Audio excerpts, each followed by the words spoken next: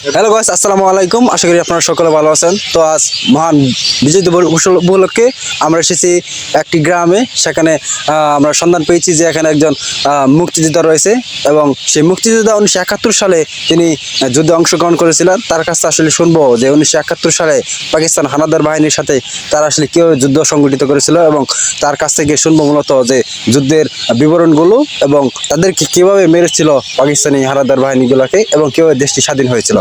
তো আসসালামু আলাইকুম চাচা। ওয়ালাইকুম সালাম।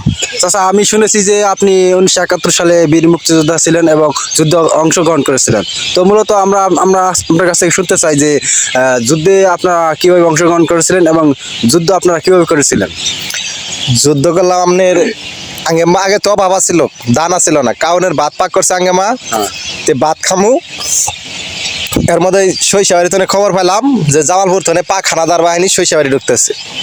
পরে ভাত না খাই সবার এই কইয়া নিয়ে গেলাম বাউসি ব্রিজ চিনেন না, বাউসি ব্রিজ, ওই জায়গায় যায় হেরা আমরা রাস্তাঘাটে হালাইলাম, এয়ারলাইন তুলে হালাইলাম, তুইলে আগের ক্যান্ডারম্যান আসলো শৈশবাড়ি, ওই জায়গাতে অর্চ টর্চ নিয়ে আমরা গেলাম ওই জায়গায় যাই পানার তোলে সবাই যায় হেরা পানা উপরে দিয়ে খালি পিস্তল বাইক গেছিলাম, পানির মধ্যে মুখটা আর পিস্তল বাইক গেছিলাম।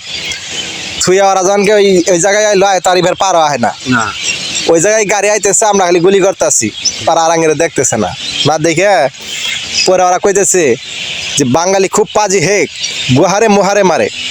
মানে এর অর্থাৎ হলো যে আমরা যে কই থেকে গুলি করতেছি খালি গুলি যাইতেছে, ওরা আঙ্গের দেখতেছে না। না দেখবার ভয়ে ওরা কইতেছে বাঙাল খুব পাজি হেক, গুহারে মুহারে মারে।